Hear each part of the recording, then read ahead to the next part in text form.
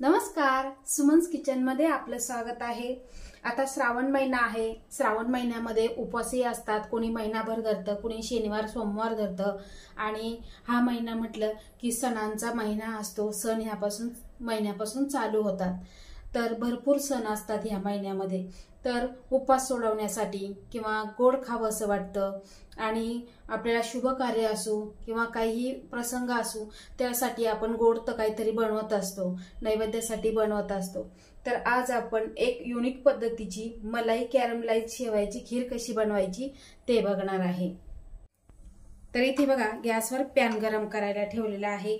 आता त्यामध्ये आपल्याला घालायचं आहे 1 चमचा साजूक तूप। आता हे तूप छान असं आपल्याला वितळवून घ्यायचं आहे। तर बघा, अशा पद्धतीने आपल्याला वितळवून घ्यायचं आहे। आता त्यामध्ये घालायचं आहे इथे आपल्याला 50 ग्रॅम शेवई। ही शेवई छान आपल्याला भाजून घ्यायची आहे। दुकानामध्ये आधी थोडीशी भाजलेली असते, पण घरी आल्यानंतर सुद्धा आपल्याला ही थोडीशी भाजायची असते, म्हणजे छान असा कुरकुरीतपणा येतो आणि चव सुद्धा छान लागते। आता ही आपण 2 ते 3 मिनिटांसाठी भाजून घेऊ। तरी ते शेवई छान अशी भाजलेली आहे। आता आपण एका ताटामध्ये काढून थंड करून घेऊ।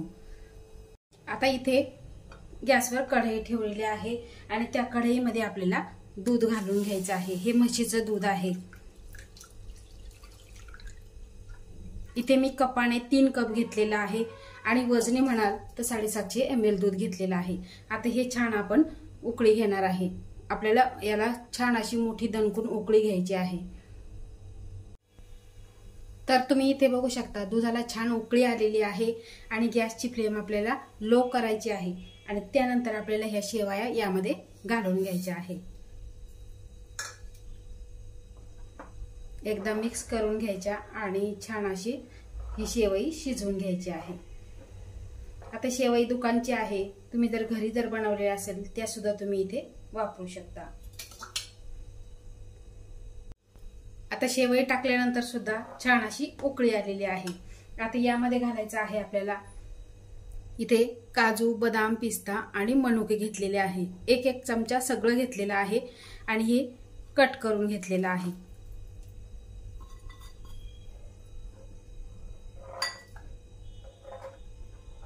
आता हे आपल्याला 5 मिनिटांसाठी उकळून घ्यायचं आहे। तर बघा, 5 मिनिटे झालेली आहे आणि छान अशी शेवई वरती आलेली आहे। आपल्याला थोडीशी घट्ट बनवायची आहे आणि शेवई फुगल्याही जाते आणि शिजल्याही जाते, जास्त वेळ लागत नाही। यामध्ये आपण दूध आटवून घेतोय, त्यासाठी आपल्याला खव्याची सुद्धा गरज पडत नाही आणि चव सुद्धा छान लागते। आता यामध्ये आपल्याला घालायचं आहे इथे दुधाची साय। आता इथे 4 चमचे ही दुधाची साय आपण घालून घेणार आहे।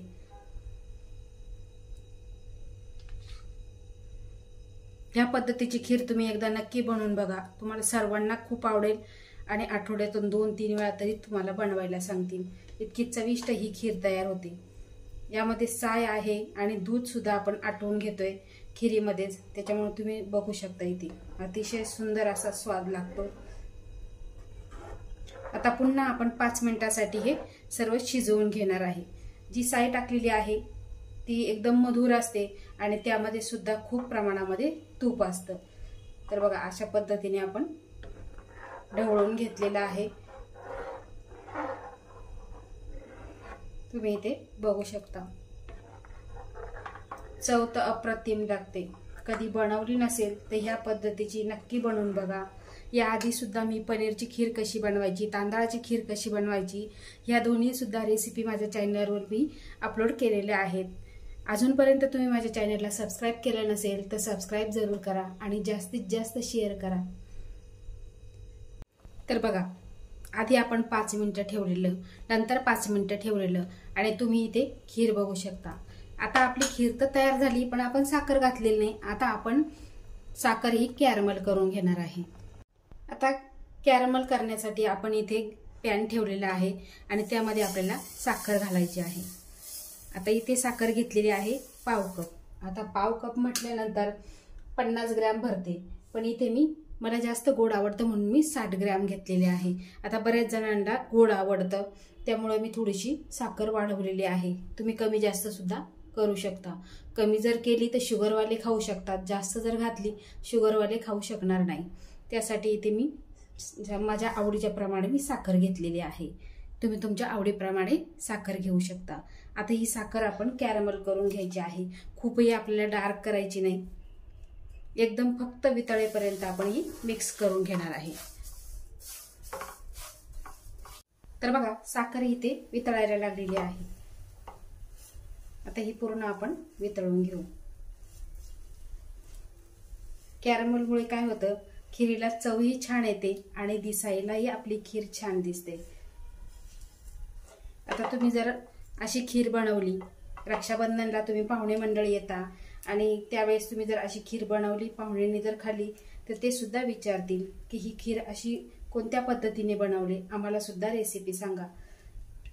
आणि खूप सोपी पद्धत आहे। माझ्या ज्या ज्या रेसिपी माझ्या चॅनलवर आहे त्या सगळ्या मी सोप्या सोप्या करून सांगितलेले आहे। तर बघा साखर पूर्ण कॅरमल झालेली आहे। तर बघा खीरीचा गॅस आपण बंद केलेला आहे आणि आता जी शुगर आपण कॅरमल करून घेतली ती अगदी आपल्याला हळुवारपणे घालायची आहे।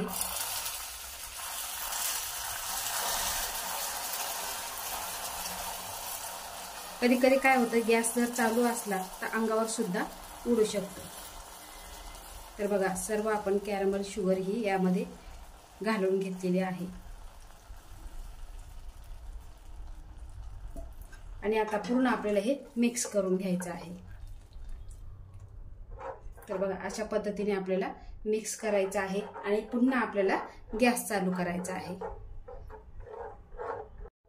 तर बघा गॅस चालू केल्यानंतर आपण पूर्ण हे जी शुगर केलेली आहे कॅरमल शुगर ती आपण सर्व मिक्स करून घेणार आहे। कुठे एखादी कडप वगैरे झाली असेल किंवा गाठी वगैरे झाली असेल तर ती आपण पूर्ण यामध्ये विरघळून घ्यायची आहे। शक्यतो झालेली नाहीये, पण झाली तर अशी गॅस एकदम मंद ठेवून पूर्णपणे विरघळून घ्यायची आहे।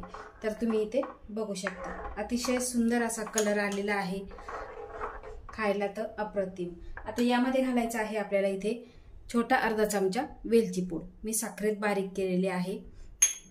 आता ही मिक्स करून घेऊ बघा अशा पद्धतीने।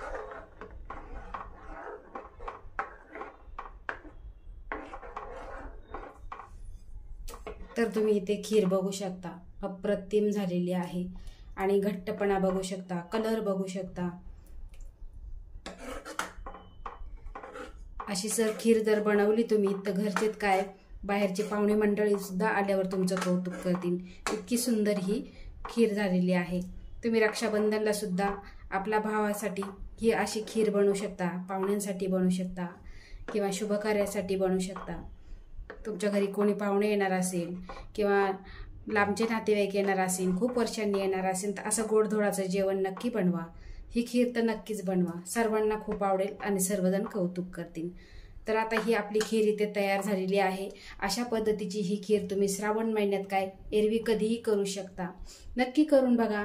आवडल्यास लाईक करा, शेअर करा, सबस्क्राईब करा आणि बाजूचं बेल आयकॉन बटन प्रेस करा। धन्यवाद।